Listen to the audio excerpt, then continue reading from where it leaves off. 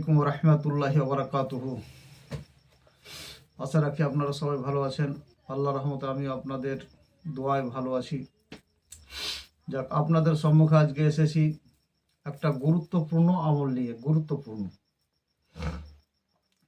আপনাদেরকে জানতে ইচ্ছা হয় না যে আমাকে কি হয়েছে?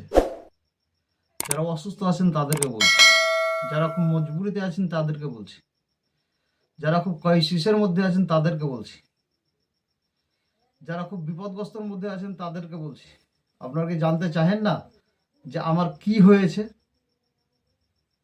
বা কি সমস্যা? দেখা যাচ্ছে কোনো একটা অসুখ হয়েছে আপনাকে, তো আপনি কত রকমের ছবি ছাবা, কত রকমের স্ক্যান সব কিছু করলেন, কিন্তু ধরা পড়ছে না কি হয়েছে আপনাকে। আপনি কিছু বুঝতে পারছেন না। তো ইনশাআল্লাহ আজিজ, আজকে যেটা আপনাদের সম্মুখে নিয়ে এসেছি, এইটার মাধ্যমে আপনারা জেনে নেবেন। এর মধ্যে জেনে নেবেন, এটা হচ্ছে হাজিরা, মানে ইস্তেখারা। আপনাকে কি হয়েছে, মানে মুস্তাকবিলের কথা জেনে নেবেন, বা হাল মানে বর্তমান আপনাকে কি হয়েছে সেটাও ইনশাআল্লাহ আজিজ পেয়ে যাবেন। আল্লাহর কোরআন কালাম সমস্ত মিথ্যা হতে পারে, আল্লাহর কালাম মিথ্যা হতে পারে না। তো একটু কষ্ট করতে হবে আপনাদেরকে, একটুকু কষ্ট করতে হবে। সেটা কি, যে আপনাকে 40 দিন কিন্তু আমল করতে হবে। 40 দিন, খুব বেশি কষ্টকর নয়, খুব সহজ, খুব সরল। ফজরের নামাজ বাদে বা জোহরের পরে আপনি কি করবেন, সেটা হচ্ছে সূরা ফাতিহা। সবাই জানে, পৃথিবীর মুসলিম সবাই জানে সূরা ফাতিহা কাকে বলে, আর ফাতিহা কি জিনিস। ফাতিহা সমস্ত কোরআন, তওরাত, জব্বর, ইনজিলে যা আছে সূরা ফাতিহার মধ্যে সেটা আছে। তো যাই হোক, ওইদিকে আমি যাচ্ছি না। সূরা ফাতিহায় যে আপনি অসুখ দেখবেন, বা আপনি যে নিজেকে বুঝতে পারবেন কি হয়েছে, সেটা কিভাবে সিস্টেম আছে। প্রত্যেকটা জিনিসের একটা সিস্টেম আছে, নিয়ম আছে। সেই নিয়ম যদি করেন, ওই ঘাটে যদি ঘাট বেঁধে দেন, তো আপনি নিশ্চয়ই সেটা কামিয়াবি হয়ে যাবে। সেটা কি, প্রথমত ইস্তেগফার পড়বেন। নামাজের মুসাল্লা পেরে ওযু করে বসে ইস্তেগফার পড়বেন 11 বার। চাহে আস্তাগফিরুল্লাহ রাব্বি মিন কুল্লি যামবিন ওয়া আতুবু ইলাইহি পড়েন, চাহে আস্তাগফিরুল্লাহ পড়েন, 11 বার পড়বেন। তারপরে দরুদে ইব্রাহিম 11 বার পড়বেন। পড়ার পরে সূরা ফাতিহা পড়বেন। বিসমিল্লাহির রহমানির রহিম, মিলহামদুলিল্লাহি রাব্বিল আলামিন আর রহমানির রহিম মালিক ইয়াউমিদ্দিন ইয়্যাকা না'বুদু ওয়া ইয়্যাকা নাস্তাইন ইহদিনাস সিরাতাল মুস্তাকিম।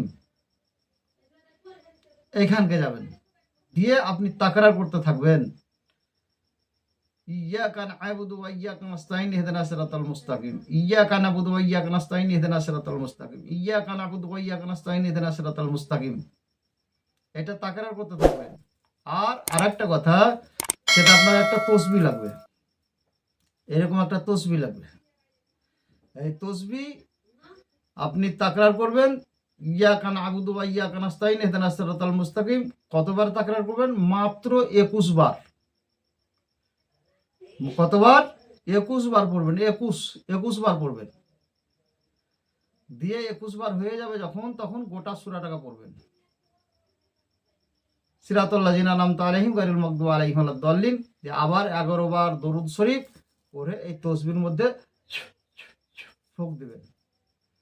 40 দিন যখন হয়ে যাবে আপনার, তখন এই তসবিহকে আপনি হাতে নিয়ে ইস্তেগফার 11 বার, দরুদ শরীফ 11 বার, সূরা ফাতিহা যেভাবে পড়েছি 21 বার পড়ে, পুরো সূরাটা পড়ে আপনার কি হয়েছে, অমুক ছেলেকে কি হয়েছে, তার শরীরের মধ্যে কি হয়েছে, একটু জানিয়ে দেন হুজুর, একটু জানিয়ে দেন।